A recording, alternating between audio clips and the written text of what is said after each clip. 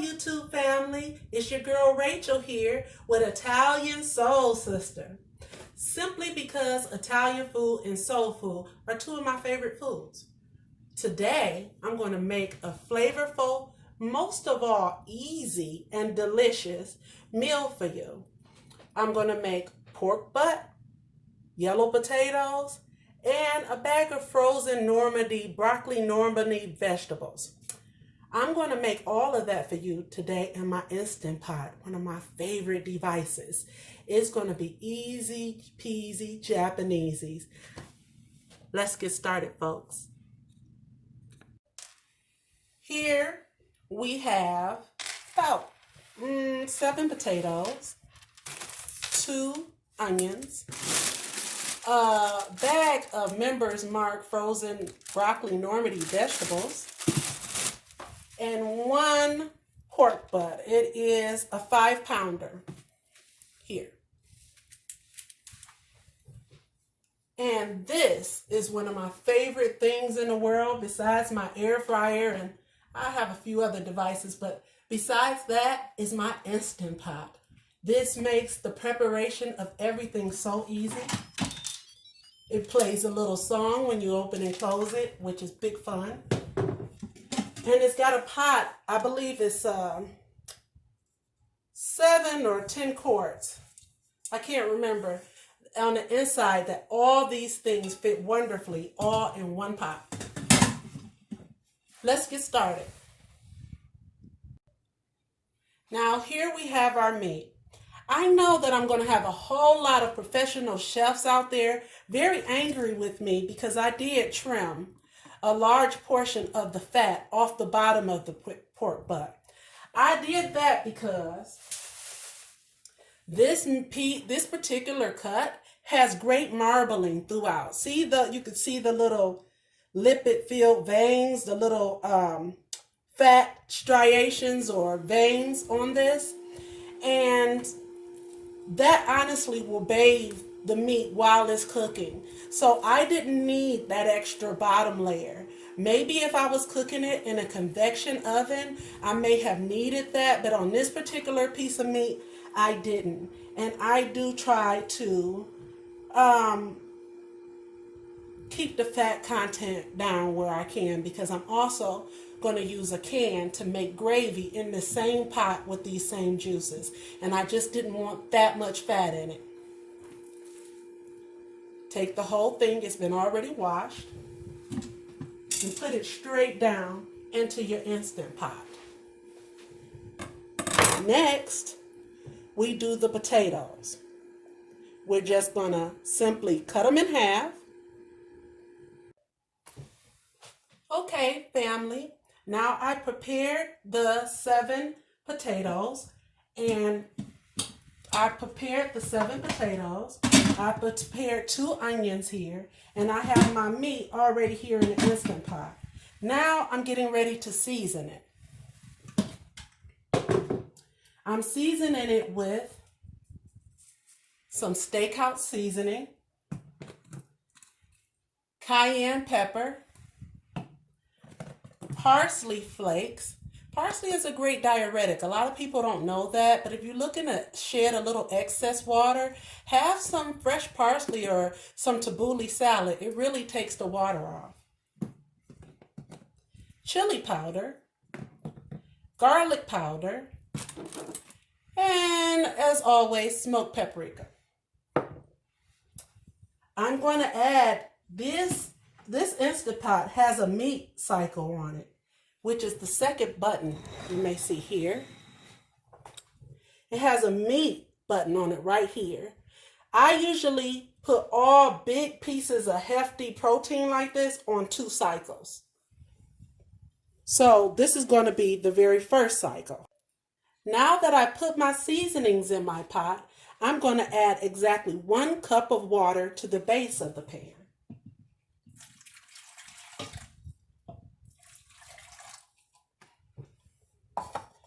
I'm going to put on my lid and listen to my little fun song.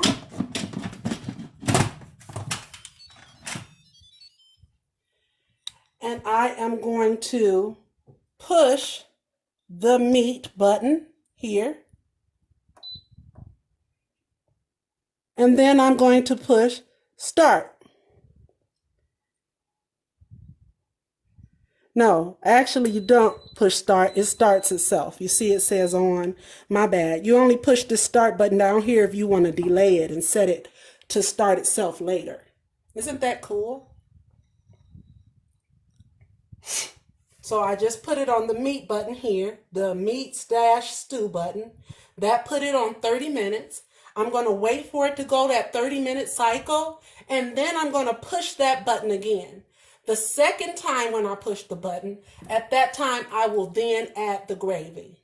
I'm going to add the potatoes and the onions for a last 4-minute setting on the vegetable steam button. Okay? And everything is going to be in this one pot made beautifully.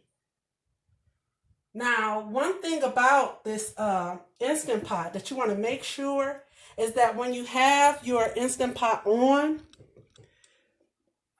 I don't know if you can see that there. Let me get a little light so I can show you.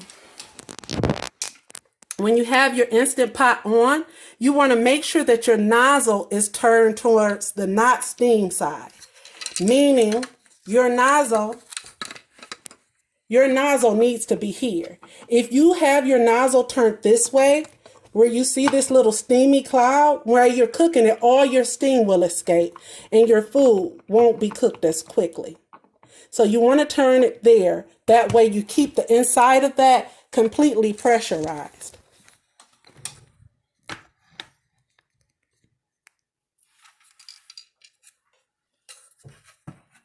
Okay, I'm going to return in 30 minutes to show you the next step. We're going to push it on another cycle, and then we're going to finish this meal up and taste it. All right, folks, be back in a moment. One more thing about this pot is, once you turn it on, once you push the meat or the stew button or any of these buttons, once you turn it on, there'll be like a 5-minute delay on it because it won't actually start subtracting time until the pot itself heats up. So just so you know that when you see 30 minutes up there, it's going to be more like 40 the first round, because you have to wait for the pot to warm up before it starts subtracting time from the counter. Also, when you're done, when you get ready to, before you can start the second round and push that same button again, you have to release that steam valve, and I'll show you that. Once this is completed, again, I'll show you how I have to release this here steam valve before I can remove the top. The top won't even let you take it off until you first release this valve by flipping it to that cloud side, that smoke side, that steam side, so that it releases.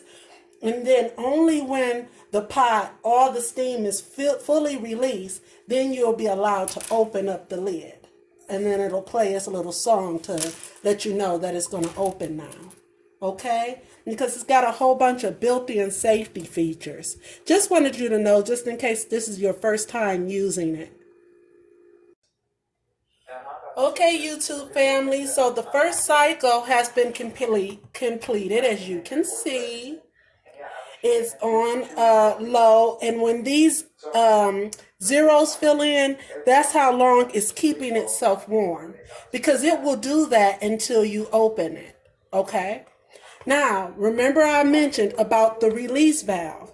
In order for you to start a second cycle, you have to press the release valve on this, or else this top won't open. See that?